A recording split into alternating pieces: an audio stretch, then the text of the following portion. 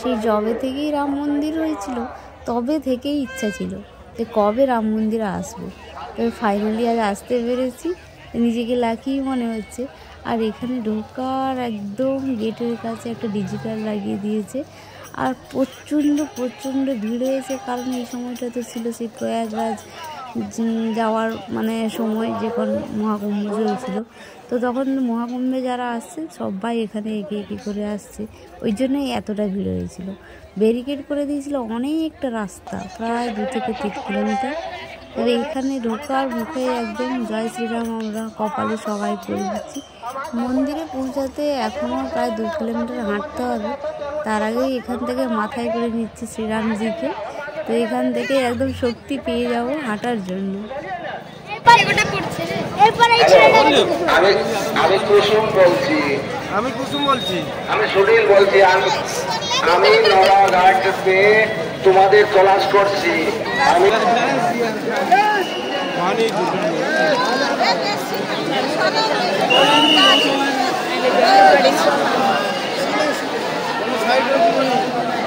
তবে একেবারে গেটের কাছে, মানে যেখানে টোটো বা গাড়ি নামিয়ে দিল আমাদের, সেখান থেকে রাস্তাটা দেখায়।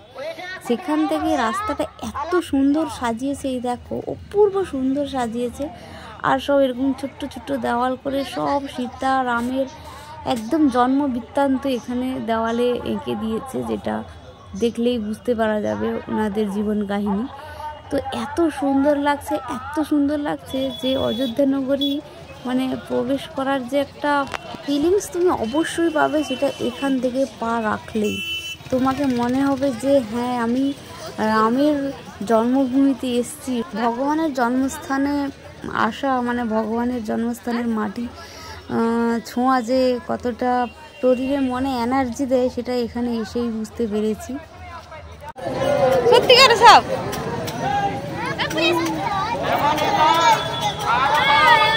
ছোট বাচ্চাটা নিয়ে খেলছি। আর এই ব্যারিকেড এখান থেকেই শুরু, আর ভিড়টা জাস্ট দেখো, মারাত্মকভাবে ভিড়। এখনো অব্দি অনেকটা পথ বাকি। সব এখনো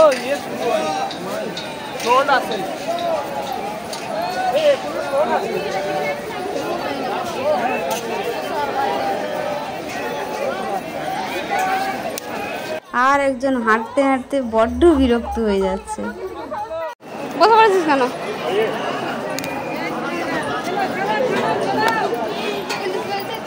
তোমরা বসে পড়েছো কেন?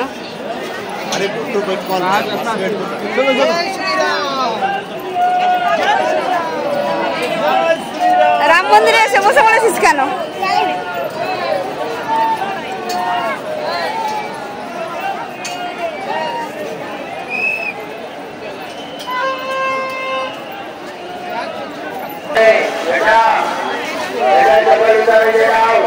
ফেলেছি আমি।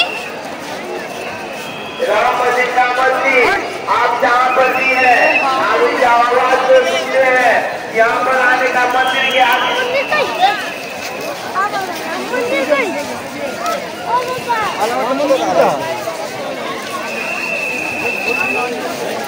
এখান থেকে ডান সাইডে মানে মোড়টা আছে, যেটা মন্দিরে প্রবেশ করার জন্য।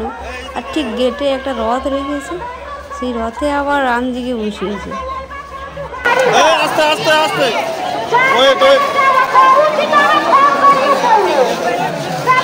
জয় শ্রীরাম।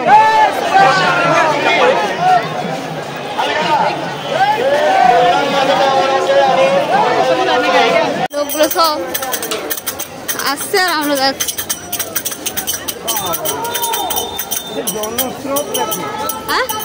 জনস্রোত দেখো, রাস্তা থেকে কিরম লোক দেখো, পুরো জনস্রোত, একদম কোথাও ফাঁকা নেই, না আগে পিছে, পুরো রাস্তাটাই পুরো বুক করে যাওয়া আসা হচ্ছে।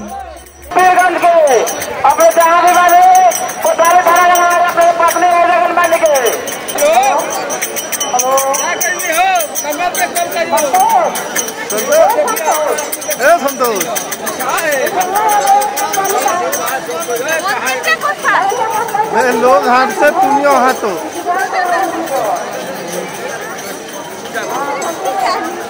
2 কিলোমিটার হাঁটতে হবে। 2 থেকে 2.5 কিলোমিটার হাঁটার পর অবশেষে মন্দিরের দর্শন পেয়েছি। আর মন্দিরের সিঁড়িতে দেখো কি অবস্থা।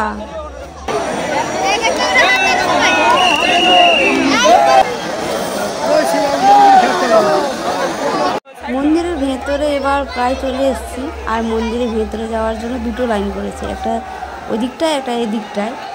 বাইরে থেকে মন্দিরটা এতটাই সুন্দর লাগছে, প্রত্যেকটা পিলারে মানে ভগবানের মূর্তি, সমস্ত ভগবানের মূর্তি খোদাই করা আছে পাথরে পাথরে। আর এত সুন্দর কারুকার্য, এত সুন্দর লাগছে। এখনও পুরো মন্দিরটা কমপ্লিট হয়নি, তাতেই এত সুন্দর। ভেতরে তো আরও সুন্দর হয়েছে। দেওয়ালে দেখেছো মূর্তি আছে।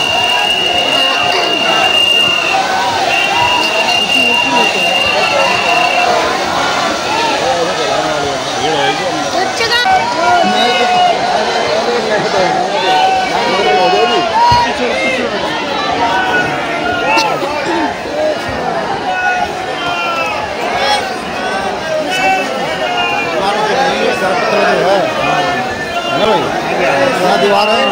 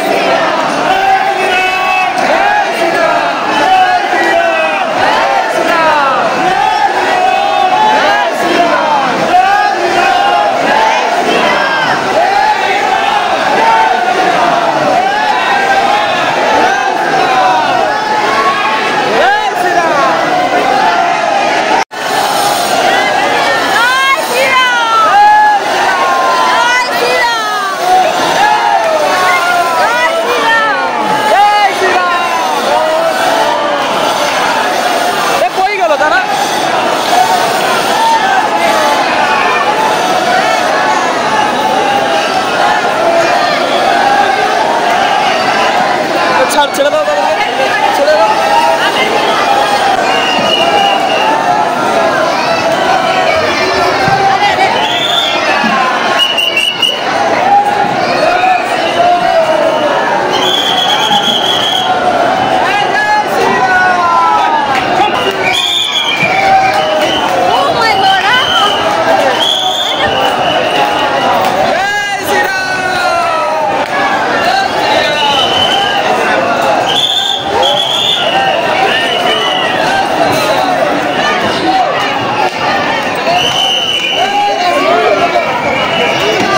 সামনে যেহেতু দাঁড়াতে দিচ্ছে না, তাই জুম করে ছবিটা তোমাদের দেখালাম আমি।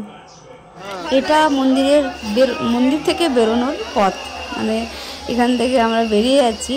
আর এই পাশে প্রচুর কাজ হচ্ছে, এখনও পাথরে খোদাই করা হচ্ছে মূর্তিগুলো।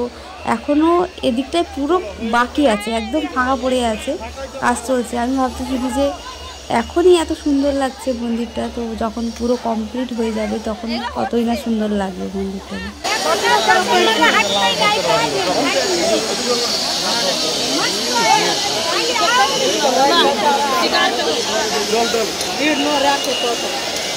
যেহেতু এখনো মন্দির কমপ্লিট হয়নি, তো মিশু কি করছে, ছোট ছোট পাথরগুলো কুড়িয়ে নিয়ে সে মন্দির কমপ্লিট করে যাচ্ছে। বলে আমি কমপ্লিট করে যাচ্ছি, আবার যখন বড় হয়ে আসবো তখন দেখবো আমার মন্দিরটাও বড় হয়ে গেছে।